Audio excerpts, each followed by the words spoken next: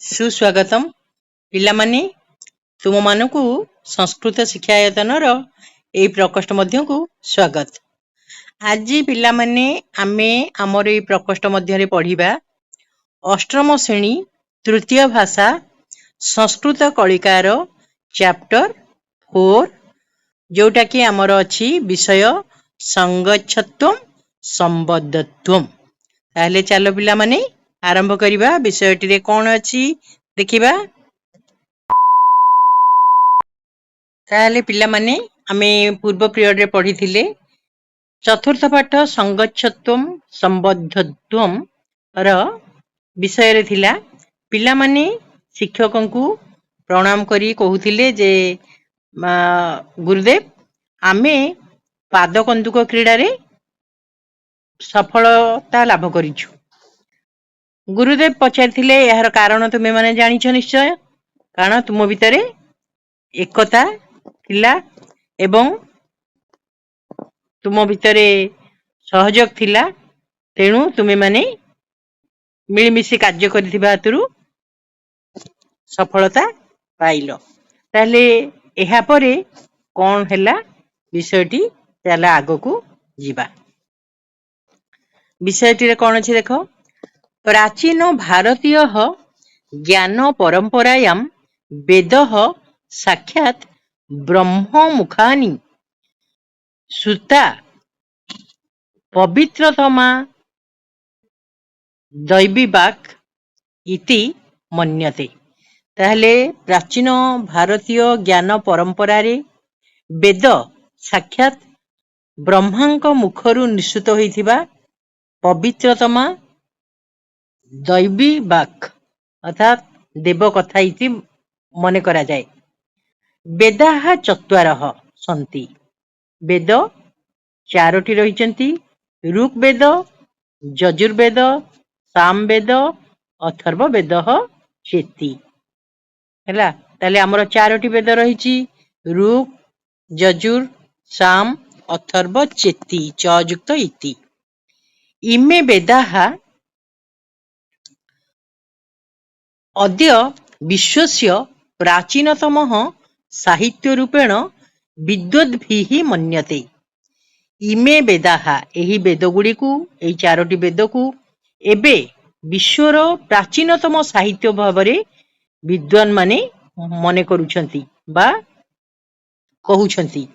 ଭବନ୍ତଃ ସର୍ବେ ସ୍ନାତ୍ୱା, ଆମେମାନେ ସମସ୍ତେ ଗାଧୋଇ ଶୁଦ୍ଧ ବସ୍ତ୍ରାଣୀ ପରିଧାୟ, ଶୁଦ୍ଧ ବା ପରିଷ୍କାର ବସ୍ତ୍ରକୁ ପିନ୍ଧି ପବିତ୍ରାଣାମ୍ ପାଦତ୍ରାଣାମ୍ ଅର୍ଥାତ୍ ଆମର ଜୋତା ବା ଚପଲ ଗୁଡ଼ିକୁ ବହିଃ ସ୍ଥାପୟିତ୍ୱା ବାହାରେ ରଖି ଅସ୍ୟାମ୍ ପ୍ରାର୍ଥନା ସଭାୟାମ୍, ଏହି ପ୍ରାର୍ଥନା ସଭାରେ ସମୁପସ୍ଥିତାଃ ସନ୍ତି, ଏକାଠି ଅଛେ।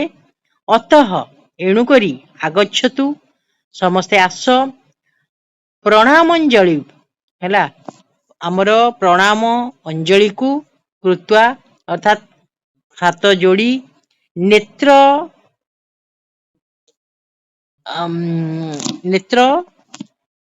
ମିଳୟିତ୍ୱା ଅର୍ଥାତ୍ ଆଖିକୁ ମିଳାଇ ବା ଆଖିକୁ ବନ୍ଦ କରି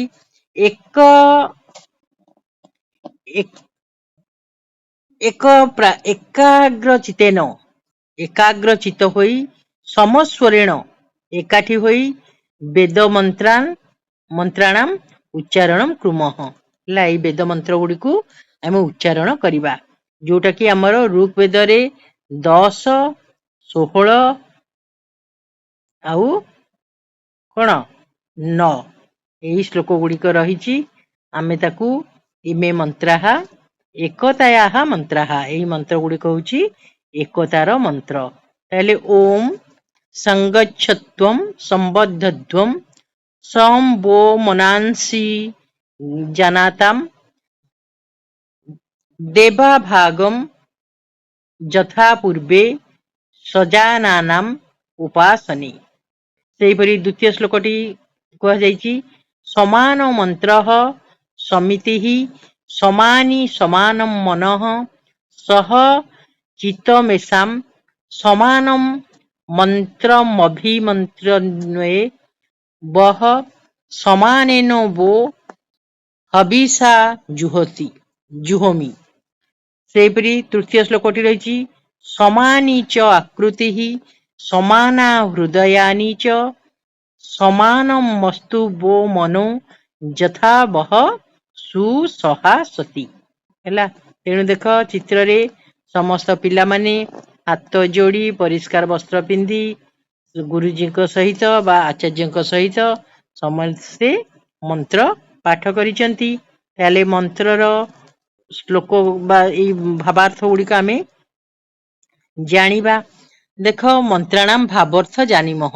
प्रथम श्लोकटी थिला संगच्छत्वम संबद्धध्वम सम वो मनांसी जानताम देवा भागम यथा पूर्वे संजानानाम उपासते। ताले श्लोकटीर प्रथमे आमे आग तार कौन पदच्छेद ताको पदच्छेद करिबा आग तापरे अन्वय करिबा तापरे तार भावार्थ रखिबा। पिला माने देख पदच्छेद केमते हिची संगच्छत्वम संबद्धध्वम सम वह मनांसी जानताम देवाः भागात यथा पूर्वे संजानानाः उपासने। पिला माने एगुड़िक प्रथमे पद को आग एकाठी कर दिया गला तापरे ताको अन्वय कराला कहा परे को शब्दटी रहिबो।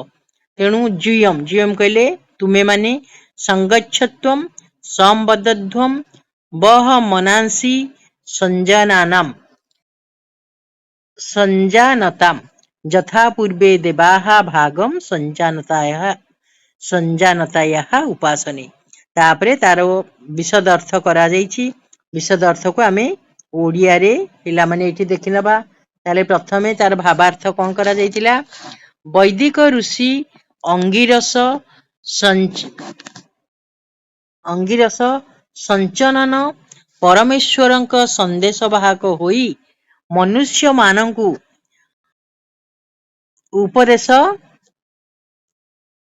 उपदेश देउछंती।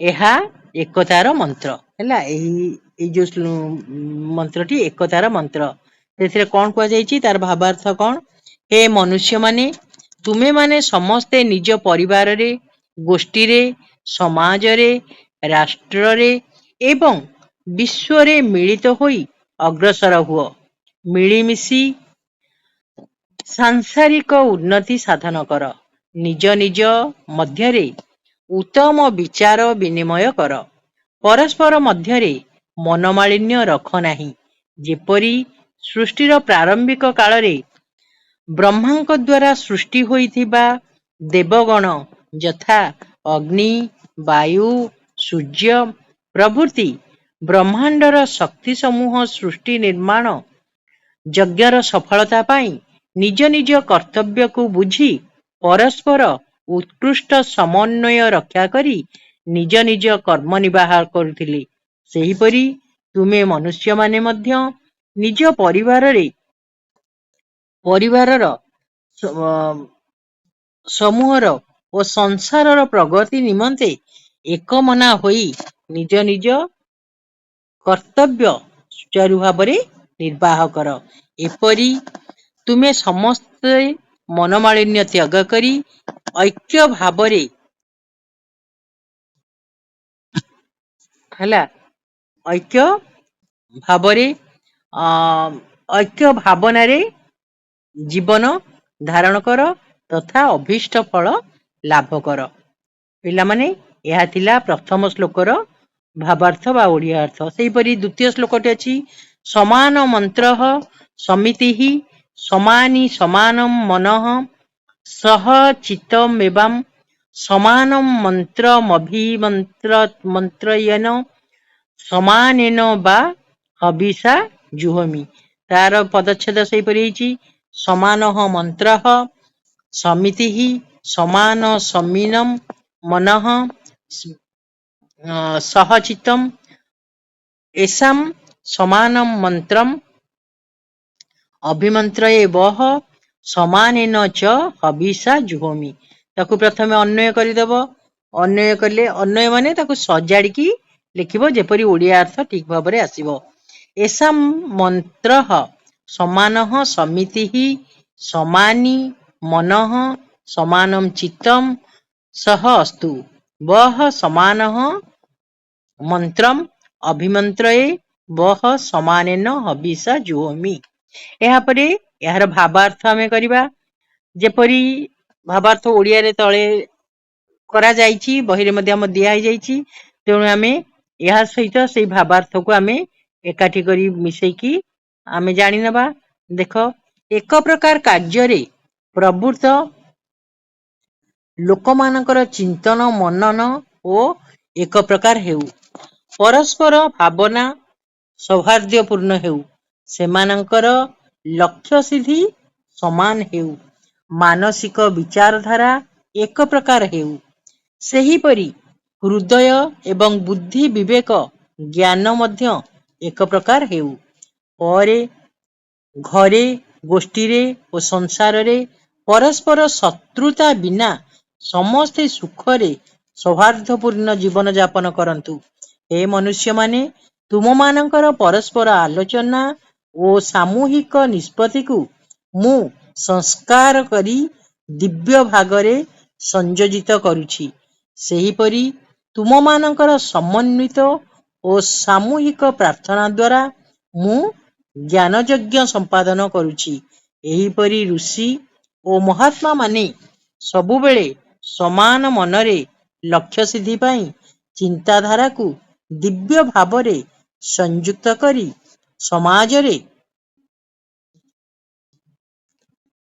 समाजरे प्रचार करती एवं तार सफलता पाई परमेश्वर को प्रार्थना करती। बुझी पारलो द्वितीय श्लोक रो भावार्थ तुमे एही परी करिके ताकू निजे पढ़िबो। से परी तृतीय श्लोकटी अछि समानी च आकृति समाना हृदयानि च वह समाना मस्तु वो मनो यथा वह सुसहा सती। ते परी तार पदच्छेद आग करा जाइछि बहिरे समानी च आकृति समाना हृदयानि च वह समानम अस्तु वह मनः यथा वहसु सहम असस्ति। सेही परी ताको अन्वय करा जाइछि तार भावार्थ मध्य कुआ जाइछि एठी संस्कृत रे।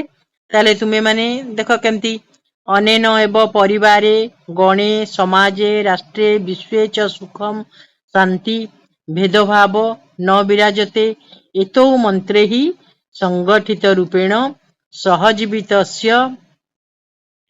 सहजीवनस्य कृते प्रेरणा लभते। तार आमे भावार्थ ओडिया रे ही जानि नबा कारण हमर ओडिया रे क्वेश्चन रा उत्तर आमे दउछे बेसी।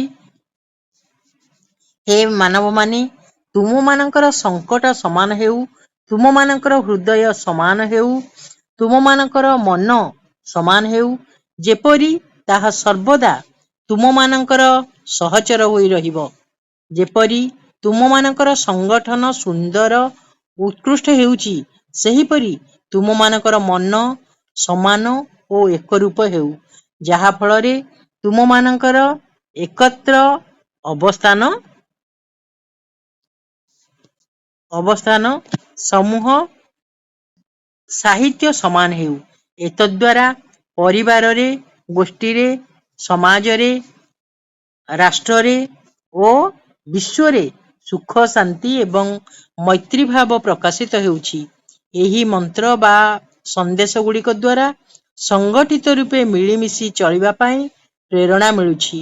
एहा द्वारा निज जीवन रे संसार रे प्रसन्नता उत्तम मानसिक भावना उत्साह आयु आरोग्य विजय समृद्धि धर्म ज्ञान प्राप्ति और आत्मतृप्ति हेउछि। पिला माने आमे तो गपटी को पढ़िले बा श्लोक तीनोटी को पढ़िले भाबुची तुमे माने श्लोक गुडी को निज जीवन रे सब बेले लगेइबो ताहले निश्चित भाबरे सबु कार्य रे सफलता पाइबो। ताहले पिला माने आजि पई आमे एइठी रहिबा समस्त को धन्यवाद।